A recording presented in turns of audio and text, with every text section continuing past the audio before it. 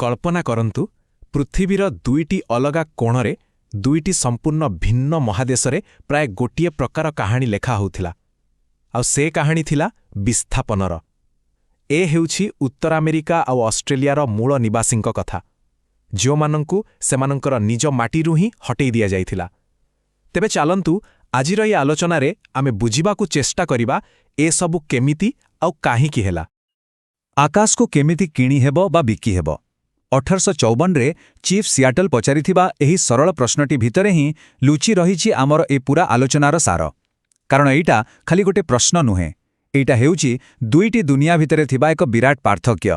ଗୋଟେ ପଟେ ସେମିତି ଏକ ସମ୍ପ୍ରଦାୟ ଯିଏ ମାଟିକୁ ମା ବୋଲି ଭାବେ, ଆଉ ଅନ୍ୟପଟେ କିଛି ଲୋକ ଯେଉଁମାନଙ୍କ ପାଇଁ ମାଟି ମାନେ କେବଳ କିଣାବିକା କରିବାର ଏକ ଜିନିଷ।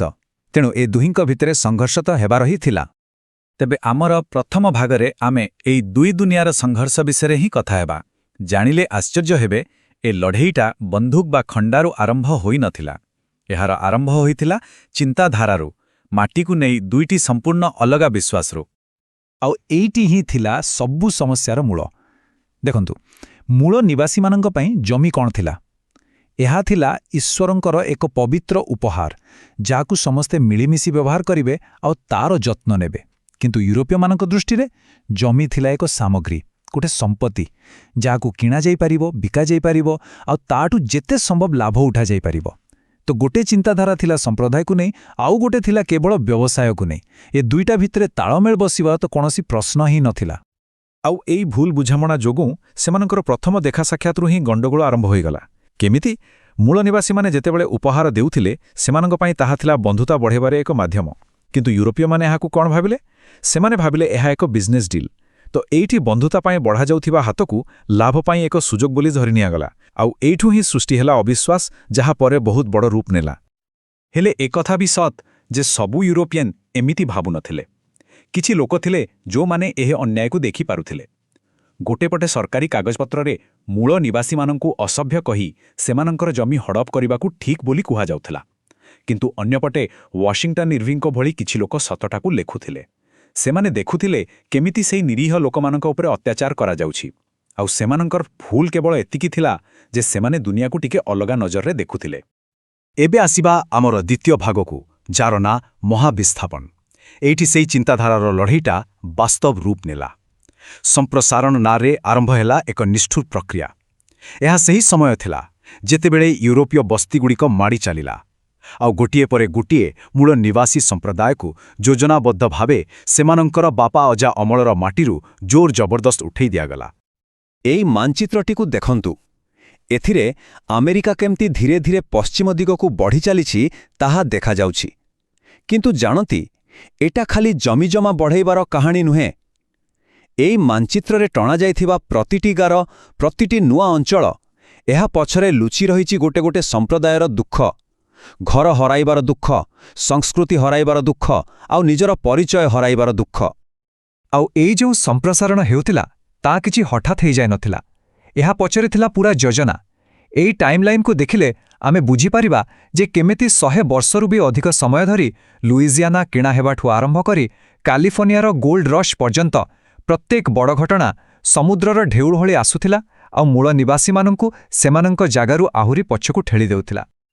ଏହି ବିସ୍ଥାପନ କେତେ ନିଷ୍ଠୁର ଥିଲା ତାର ସବୁଠୁ ବଡ଼ ଉଦାହରଣ ହେଉଛି ଟ୍ରେଲ୍ ଅଫ୍ ଟିୟର୍ସ ବା ଲୁହର ରାସ୍ତା। ଆପଣ ଭାବନ୍ତୁ, ଦେଶର ସୁପ୍ରିମକୋର୍ଟ ଚେରୋକି ଜନଜାତିଙ୍କ ସପକ୍ଷରେ ରାୟ ଦେଲେ, କିନ୍ତୁ ତତ୍କାଳୀନ ରାଷ୍ଟ୍ରପତି ଆଣ୍ଡ୍ରିଉ ଜ୍ୟାକ୍ସନ୍ ସେ ରାୟକୁ ମାନିଲେ ନାହିଁ। ଆଉ 15,000 ଲୋକଙ୍କୁ, ସେଥିରେ ପୁରୁଷ, ମହିଳା, ଛୋଟ ଛୋଟ ପିଲା ସମସ୍ତେ ଥିଲେ, ସମସ୍ତଙ୍କୁ ବାଧ୍ୟ କରାଗଲା ପଶ୍ଚିମ ଦିଗକୁ ହଜାର ହଜାର ମାଇଲ ଚାଲିବାକୁ। ସେମାନଙ୍କ ଭିତରୁ ପ୍ରତି 4 ଜଣରେ ଜଣେ ରାସ୍ତାରେ ହିଁ ପ୍ରାଣ ହରାଇଲେ। ସେମାନେ କେବେ ବି ନିଜର ନୂଆ ଘରେ ପହଞ୍ଚି ପାରିଲେନି। ଆମେରିକାର କଥା ଶୁଣି ଯଦି ଆଶ୍ଚର୍ଯ୍ୟ ଲାଗୁଛି, ତେବେ ଅଷ୍ଟ୍ରେଲିଆର କଥା ଶୁଣିଲେ ଆପଣ ସ୍ତବ୍ଧ ହୋଇଯିବେ। ସେଠାରେ ପରିସ୍ଥିତି ଥିଲା ଆହୁରି ଭୟଙ୍କର। ରୋଗ, ଲଢ଼େଇ ଆଉ ଜମି ହରାଇବା କାରଣରୁ ସେଠାକାର ପ୍ରାୟ 90% ଆଦିବାସୀ ଜନସଂଖ୍ୟା ଶେଷ ହୋଇଗଲା। ଏଇଟା ଖାଲି ବିସ୍ଥାପନ ନଥିଲା, ଏଇଟା ଥିଲା ଗୋଟେ ପୂରା ସଂସ୍କୃତିର ପ୍ରାୟ ସର୍ବନାଶ। ଏବେ ଆସିବା ତୃତୀୟ ଭାଗକୁ, ବିଚାରଧାରା ଏକ ଅସ୍ତ୍ର। ଏଠି ପ୍ରଶ୍ନ ଉଠୁଛି, ଏତେ ବଡ଼ ଅନ୍ୟାୟକୁ ଲୋକେ ଠିକ୍ ବୋଲି କେମିତି ମାନିନେଲେ? ଏହାକୁ ଯଥାର୍ଥ ବୋଲି କେମିତି ଦର୍ଶାଗଲା? ଖାସ୍ ସେଇଥିପାଇଁ କିଛି ଶକ୍ତିଶାଳୀ ଚିନ୍ତାଧାରା ଆଉ କାନୁନର ସାହାରା ନିଆଗଲା, ଯାହା ଏହି ପୂରା ବିସ୍ଥାପନକୁ ଆଇନସଙ୍ଗତ କରିଦେଲା। ଆମେରିକାରେ ଏଥିପାଇଁ ବ୍ୟବହାର କରାଗଲା ଫ୍ରଣ୍ଟିୟର ଶବ୍ଦଟିକୁ। ଏ ଫ୍ରଣ୍ଟିୟର ମାନେ କେବଳ ମାନଚିତ୍ରରେ ଥିବା ଗୋଟେ ଗାର ନଥିଲା, ଏହା ଥିଲା ସଭ୍ୟତାର ଶେଷ ସୀମା। ଆଉ ଧାରଣା ଏହା ଥିଲା ଯେ ଏହି ସୀମାକୁ କ୍ରମାଗତ ଭାବେ ଆଗକୁ ବଢ଼ାଇବାକୁ ହେବ।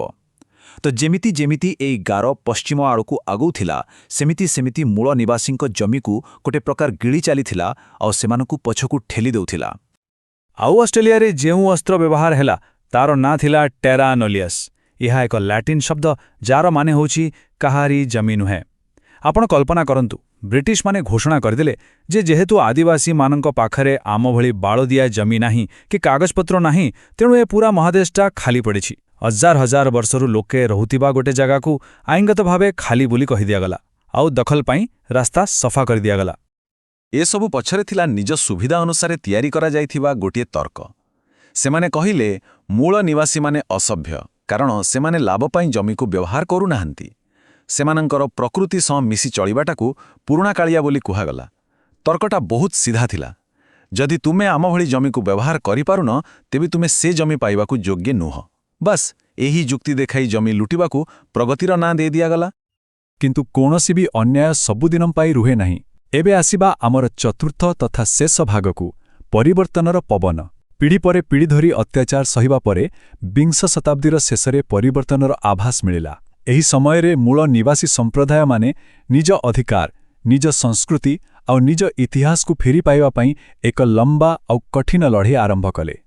ଦଶନ୍ଧି ଦଶନ୍ଧି ଧରି ଅଷ୍ଟ୍ରେଲିଆରେ ମୂଳ ନିବାସୀମାନଙ୍କ ଇତିହାସକୁ ଯେମିତି ପୋଛି ଦିଆଯାଇଥିଲା। ଦେଶର ଇତିହାସ ବହିରୁ ସେମାନେ ପ୍ରାୟ ଗାୟବ ଥିଲେ। ଜଣେ ମାନବ ବିଜ୍ଞାନୀ W.E.H. ଷ୍ଟାନର ଏହାକୁ କହିଥିଲେ ମହାନ ଅଷ୍ଟ୍ରେଲୀୟ ନୀରବତା।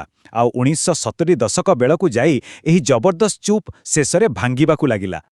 ଆଉ ଥରେ ସେ ନୀରବତା ଭାଙ୍ଗିବା ପରେ ଧୀରେ ଧୀରେ ହେଉ ପଛେ ପ୍ରଗତିର ରାସ୍ତା ଖୋଲିଲା। ଆମେରିକାରେ ଆସିଲା ଇଣ୍ଡିଆନ୍ ପୁନର୍ଗଠନ ଆଇନ, ଯାହା ଏକ ବଡ଼ ପରିବର୍ତ୍ତନ ଥିଲା। ସେହିପରି ଅଷ୍ଟ୍ରେଲିଆରେ ସେହି ଟେରା ନୋଲିୟସ୍ ଭଳି ଭୁଲ ଧାରଣାକୁ କୋର୍ଟ ଖରଜ କରିଦେଲା। ଏପରିକି ଜାତୀୟ କ୍ଷମା ଦିବସ ଭଳି ପଦକ୍ଷେପ ବି ନିଆଗଲା। ଏହି ପ୍ରତ୍ୟେକ ପଦକ୍ଷେପ ନ୍ୟାୟ ପାଇଁ ଚାଲିଥିବା ଏକ ଲମ୍ବା ସଂଘର୍ଷର ଫଳ ଥିଲା। ତେବେ ଆଜିର ସ୍ଥିତି କ'ଣ? ଆଜି ଅନେକ ମୂଳ ନିବାସୀ ସମ୍ପ୍ରଦାୟ ନିଜ ସଂସ୍କୃତି ଆଉ ନିଜ ମାଟି ଉପରେ ପୁଣି ଥରେ ନିଜର ଅଧିକାର ସାବ୍ୟସ୍ତ କରିପାରିଛନ୍ତି। ଏହା ଏମିତି ଏକ କଥା ଯାହା 1880 ଦଶକରେ ସେମାନଙ୍କ ପୂର୍ବପୁରୁଷମାନେ ବୋଧହୁଏ କଳ୍ପନା ବି କରିପାରିନଥାନ୍ତେ। ହଁ, ରାସ୍ତା ଏବେ ବି ବହୁତ ଲମ୍ବା ଆଉ ସଂଘର୍ଷ ଏବେ ବି ଜାରି ରହିଛି, କିନ୍ତୁ ଶହ ଶହ ବର୍ଷ ଭିତରେ ପ୍ରଥମ ଥର ପାଇଁ ଭବିଷ୍ୟତର ଚାବିକାଠି କିଛିଟା ସେମାନଙ୍କ ନିଜ ହାତକୁ ଆସିଛି। ଇତିହାସ ଏମିତି ଏକ କାହାଣୀ ଯାହାର କେବେ ଶେଷ ହୁଏ ନା। ଏ କାହାଣୀ ଆଜି ବି ଲେଖା ଚାଲିଛି। ତେଣୁ ଶେଷରେ ପ୍ରଶ୍ନ ଏହା ରହୁଛି, ଏହି ରାଷ୍ଟ୍ରଗୁଡ଼ିକ ଆଉ ସେମାନଙ୍କର ମୂଳ ନିବାସୀଙ୍କ ଭିତରେ ଥିବା ସମ୍ପର୍କର ଆଗାମୀ ଅଧ୍ୟାୟ କେମିତି ହେବ? ଏହାର ଉତ୍ତର ଭବିଷ୍ୟତ ହିଁ ଦେବ, ଆଉ ଆମେ ସମସ୍ତେ ଏହାର ସାକ୍ଷୀ ରହିବା।